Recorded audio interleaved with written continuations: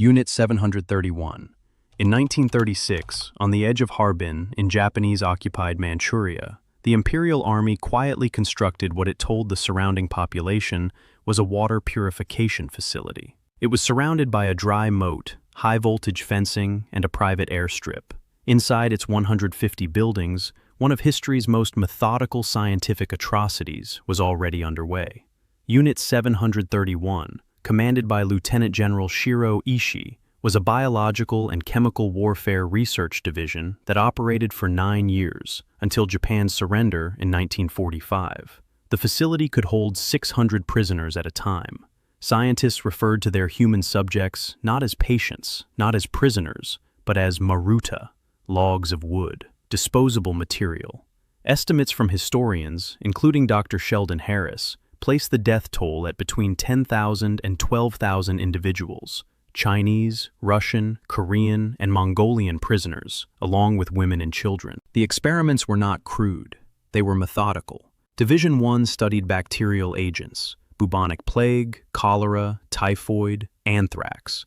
Division 2 developed battlefield delivery systems for those agents. In one documented series of trials, prisoners were tied to stakes outdoors, while shrapnel-filled ceramic bombs, loaded with plague-infected fleas, were detonated around them.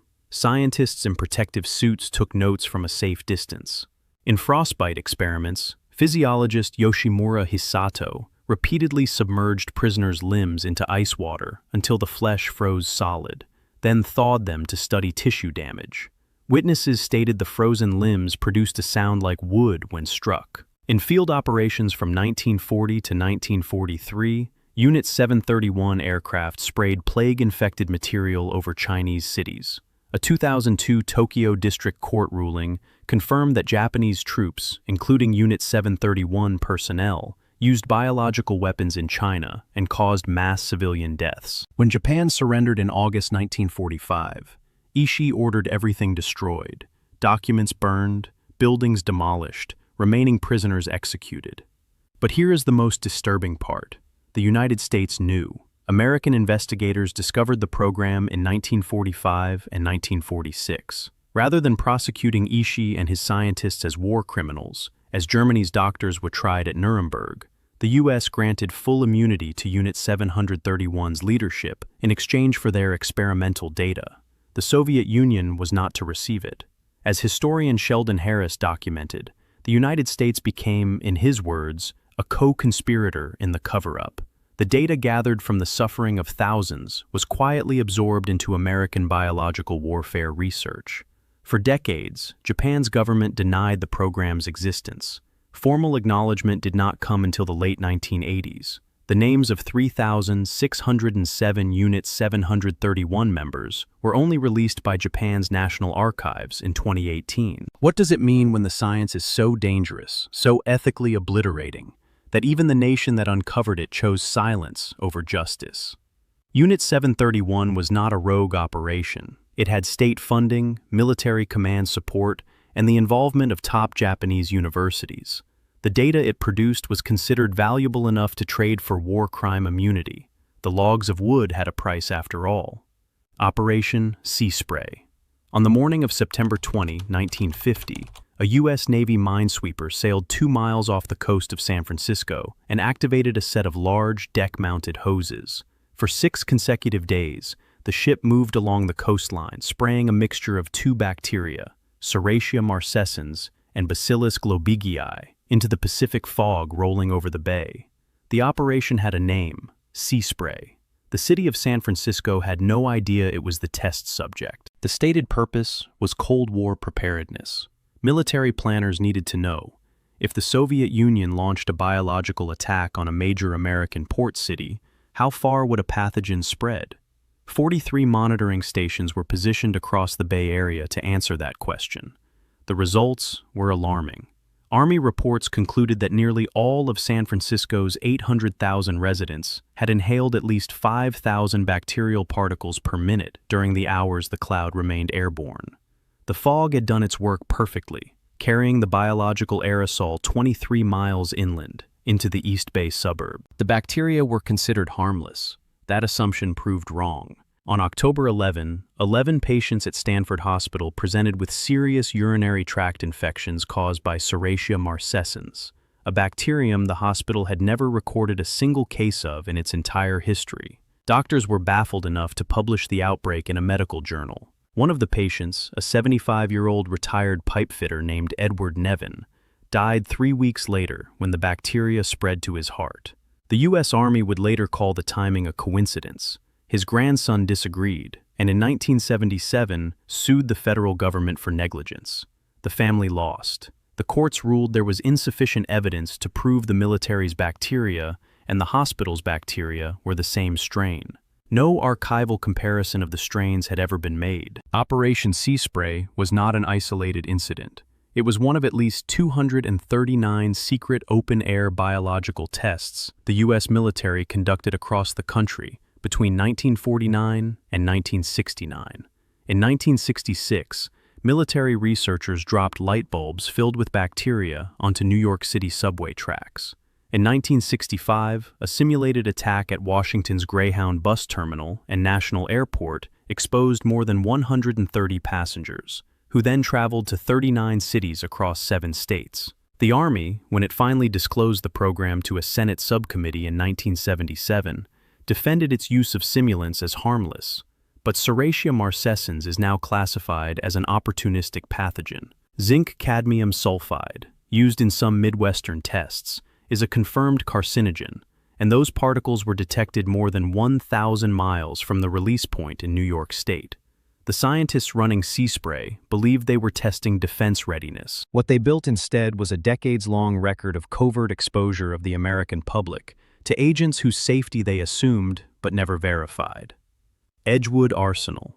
In the spring of 1957, at a classified facility along Maryland's Chesapeake Bay, a 22-year-old Army private was led into a small room, given a pill he was told was a vitamin supplement, and asked to perform routine cognitive tasks. Within an hour, he could no longer remember his own name. He believed he was being attacked by insects. He screamed at walls. He was incapacitated for nearly 3 days. The pill was BZ, 3-quinnuclidinyl benzylate, a powerful incapacitating chemical agent.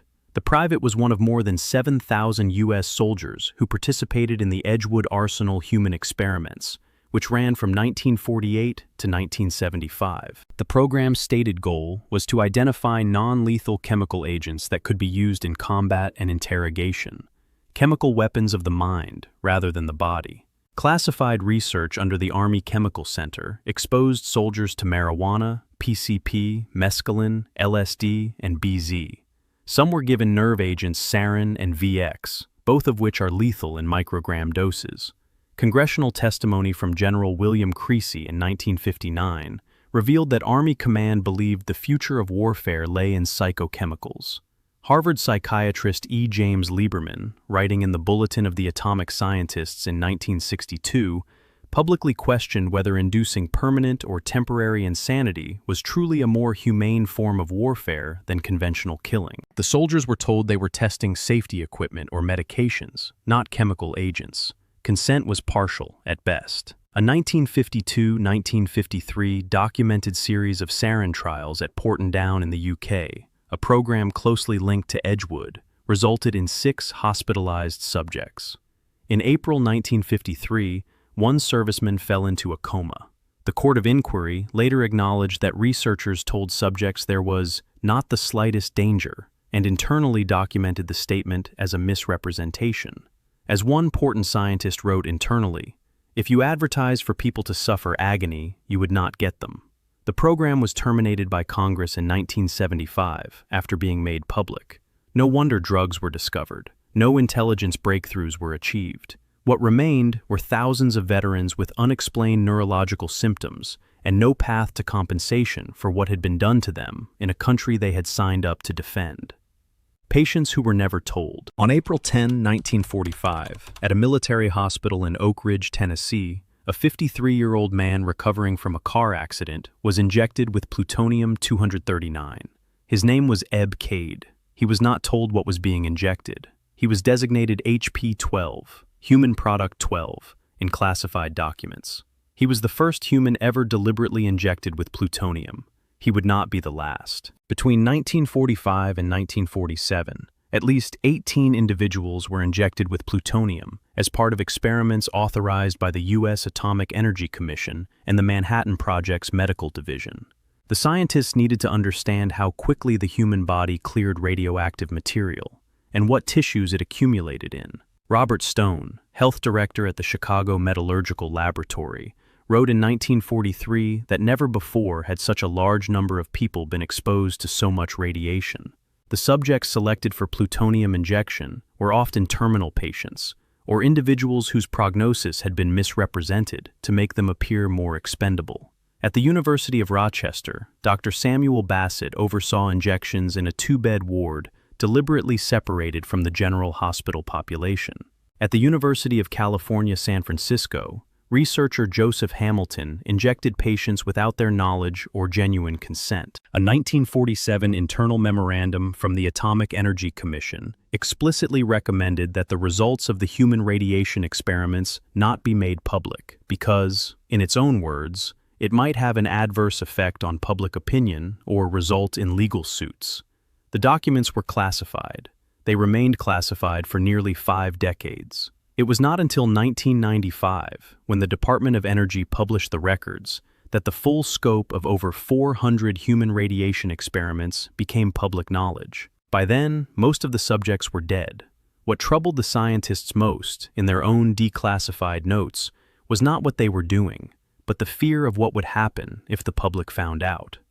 Project Shad. In the spring of 1964, a U.S. Navy destroyer operating in the Pacific Ocean near Hawaii was ordered to maintain its course while an aircraft flew overhead and released a cloud of aerosolized material across the deck. The crew had been told they were participating in a training exercise. They were not. They were the targets of a live biological and chemical weapons vulnerability test called Project Shad, Shipboard Hazard and Defense, a classified program authorized by Secretary of Defense Robert McNamara in 1961 and run out of the Deseret Test Center in Utah. Over the course of the program, which ran from 1962 to 1973, at least 46 tests were conducted on U.S. warships, involving more than 5,800 Navy and Marine Corps personnel. The agents used were not hypothetical. They included sarin and VX nerve agents, the Q fever biological agent Coxiella burnettii, tularemia, Francisella tularensis, staphylococcal enterotoxin B, and strains of E. coli used as biological simulants. Aircraft flew upwind of ships and released material from spray tanks mounted on their wings. Ships were ordered to sail directly through the cloud. Crew members were not informed. Secrecy agreements they had signed prevented them from raising health concerns for decades. The program was not publicly acknowledged until CBS News broadcast an investigative report in May 2000 based on 6 years of investigation by journalist Eric Longobardi. Congressional hearings followed in 2002. Veterans who came forward described cancers, respiratory illnesses, and neurological conditions with no recognized cause. The Department of Defense initially insisted all agents used were harmless simulants. Documents later showed that was not true. Live sarin and VX had been deployed in at least 14 tests involving human beings on ships they could not leave. In 2004, a Government Accountability Office report accused the Pentagon of continuing to withhold documents on chemical and biological exposures, even after reporting to Congress that it had released all medically relevant information. As of the time of the program's exposure, 94% of all identified Project Shad participants had been aboard ships, meaning most had no idea they were ever part of an experiment at all. The death they sealed in steel. On May 6, 1953, a 20-year-old Royal Air Force engineer named Ronald Madison walked into a gas chamber at Porton Down, Britain's military research facility in Wiltshire, alongside 5 other volunteers. He had been offered 15 shillings and a 3-day leave pass to participate. He intended to use the money to buy an engagement ring for his girlfriend. He had been told, according to testimony from other participants, that the experiment involved testing a treatment for the common cold. That was not true. At 10 a.m., scientists applied 200 milligrams of liquid sarin, a nerve agent now classified by the United Nations as a weapon of mass destruction, onto 2 layers of uniform cloth tied around Madison's forearm. After 20 minutes, he reported feeling unwell. He was sweating. He left the chamber. Shortly after, he reported hearing loss and lost consciousness. He was dead within hours. Eyewitness Alfred Thornhill, an Army ambulance driver called to the scene, described what he saw: convulsions, foam coming from Madison's mouth, scientists panicking, unable to control what they had triggered. Thornhill was then taken to an office and told he would be prosecuted under the Official Secrets Act if he ever spoke of what he had witnessed. He stayed silent for over 50 years. The experiment had already nearly killed another man. 9 days earlier, a volunteer named James Kelly had been exposed to a larger dose of 300 milligrams and fallen into a coma. He survived. The scientists responded by reducing the dose to 200 milligrams and continued the experiments. After Madison died, the coroner's inquest was held in secret for reasons of national security. It returned a verdict of misadventure. His family received his body in a steel coffin with the lid bolted shut. His father was permitted to attend the inquest, but warned under the Official Secrets Act not to tell his family what had happened. Body parts, including brain tissue, spinal cord, skin, and muscle, were retained without family knowledge and used in further toxicology experiments. It took 51 years and repeated legal campaigns by the Madison family before a second inquest was ordered by the UK's Lord Chief Justice Lord Wolfe in 2002. In November 2004, after 64 days of evidence, the jury ruled that Ronald Madison had been unlawfully killed by the application of a nerve agent in a non-therapeutic experiment. The Ministry of Defense settled the case in 2006. More than 3,000 servicemen are believed to have been exposed to nerve agents and other toxic substances at Porton Down between 1939 and 1989. In 2006, 3 veterans received out-of-court compensation after testifying they had been given LSD without consent. He wanted to buy an engagement ring. They gave him 15 shillings and a bolted coffin. Operation Whitecoat. In the summer of 1955, 30 young soldiers stood in a line across half a mile of Utah desert at Dugway Proving Ground. It was evening. Cages of monkeys and guinea pigs were arranged beside them. 3,000 feet away, aerosolizing generators loaded with live Q fever pathogens began spraying an infectious mist into the night air. The soldiers had been told to breathe normally. Within minutes, the cloud was upon them. Some fell ill for days. Some, who had been vaccinated, did not get sick at all. The Army called it a successful proof of concept.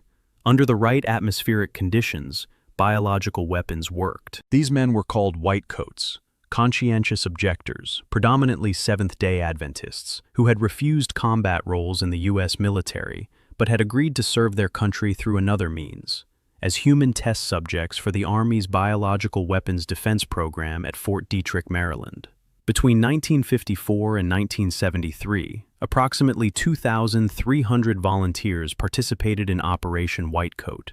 They were exposed to Q fever, tularemia, yellow fever, Rift Valley fever, hepatitis A, plague, and Venezuelan equine encephalitis, among other pathogens.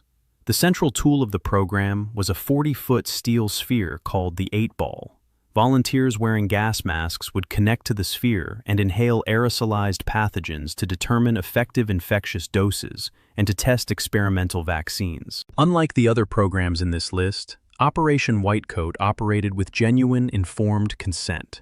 Volunteers were briefed on the goals and agents before each study. About 20% who were approached declined, and participation in any given trial was always voluntary. No whitecoat died during the testing period.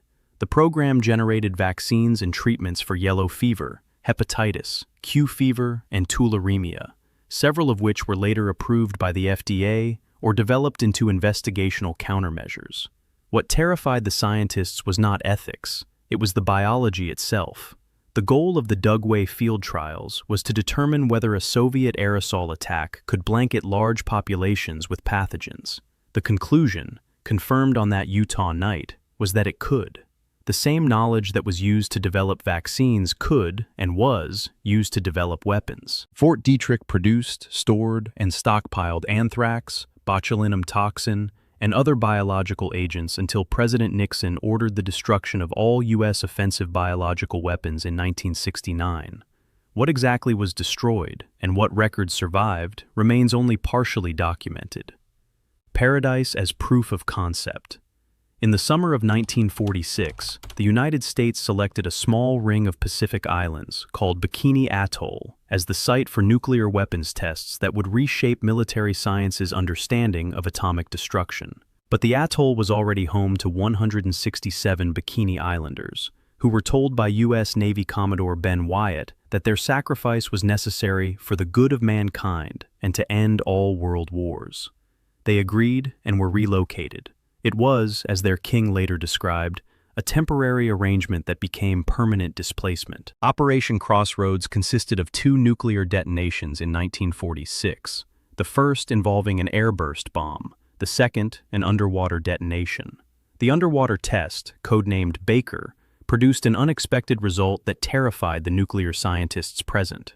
The explosion created a massive radioactive column of water that rained down onto the fleet of target ships moored in the lagoon, coating every surface in intensely radioactive seawater.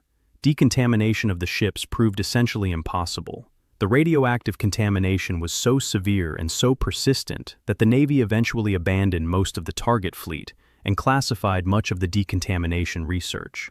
Rear Admiral Thorvald Solberg, the Navy's chief of damage control, wrote in a 1946 internal report that the radioactive contamination represented a type of warfare for which no defense existed. Subsequent testing series at Bikini and nearby Eniwetok Atoll continued through 1958, involving 67 nuclear detonations. Marshall Islanders living on atolls downwind were exposed to radioactive fallout from the 1954 Castle Bravo test, which was 1,000 times more powerful than the Hiroshima bomb. Residents of Rongelap Atoll reported white ash falling from the sky. Children played in it. Many developed acute radiation sickness within hours. The U.S. government did not evacuate Rongelap for 2 days, despite knowing the fallout had reached the island. A 1956 Atomic Energy Commission internal document noted that the Marshallese provided a unique opportunity to study the effects of radiation on a human population living in conditions close to those of nuclear fallout, a statement that suggested the delayed evacuation was not accidental. Today, Bikini Atoll remains uninhabitable. The soil contains cesium-137 levels that exceed safe thresholds for permanent human settlement. The Bikinians have never been able to return home. Weapons that science asked for.